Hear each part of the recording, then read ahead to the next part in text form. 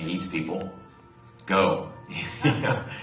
And for whatever reason, it made sense to me. So I went in and had fun with the audition, and the rest is history. It's set against meeting any of the cast, Gina and Justin. Victor and I, the director, we cooked up a plan to keep me pretty much separated from them the whole time. So I didn't interact with them at all. They didn't know what I looked like. Nothing. So, when I came out of my trailer, they were, in a different area of the set. And so we really managed that because I felt like if they knew who I was personally, it might affect, their performance and vice versa. I didn't want to like them, I wanted to kill them, So we kept separate, which made for a pretty long filming experience for me.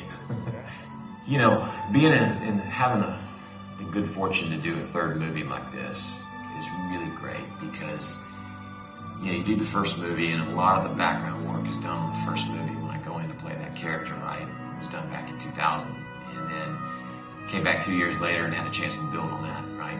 And then now, it's amazing how much comes back to you, and then you just layer on top of that, right? Originally, when I played the character, I did a lot to find the character, a lot of research, and really went to the animal world because I wanted to, this guy's a super predator. He's the best at everything. So I really wanted to look at the best animals in their category and really find their traits, but also not lock on to one particular thing because you can't really. He's got a lot of human traits in him too.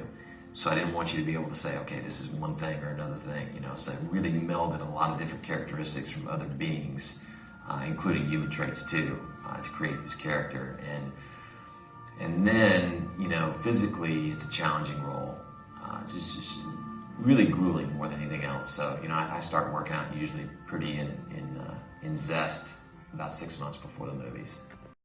Just to have a favorite part, I love flying on the wire. I love working on the wires. That's a thrill. Getting pulled up by a big old crane and, flying over people and, that's a thrill. The energy, it does. I just enjoy playing the character live because when you walk on the set, you feel you're in these characters' clothes. You're in the costume. By the way, the makeup is molded.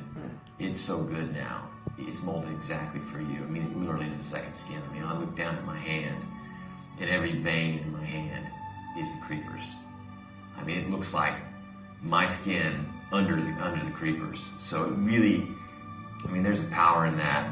Walking around the set, you feel bulletproof, literally, like the creeper. So it's just a ball to play this character. As hard as it is, most days, above all, it's fun for me. When we started in 2001, there were some days I was in the chair for 7 hours. The glues were different. It was much more of a layering process. Now everything's been refined enough to where most days it take me about 3 hours to get my makeup. And that's pretty much it. And less pieces, so they can do more with less pieces. And I think the look is even more dynamic. So I think the makeup looks even better with less time, less man hours put into it. It's something amazing happens when you get makeup like this.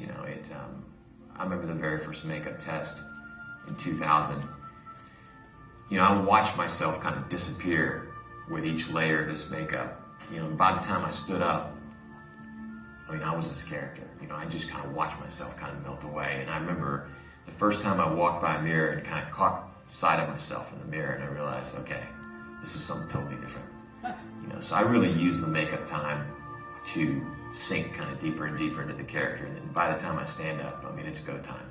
I'm ready to go. So we don't do a lot of standing around rehearsing or anything like that. We're ready to go. So actors say, oh God, we do it for the fans, whatever. This movie, it is really true. 15 years later, we're coming back and doing a sequel. That never happens. And that is solely because the fans have kept this franchise alive. I don't even understand the passion behind it, really, but these films must really tap into something because people have followed them back from the generation in the early 2000s, and now we've been introduced to a whole new generation of fans that are now coming up and watching us on cable, and just loyal. They're really the reason that we've got this thing rebooted. And that really affected all of us on the set. All of us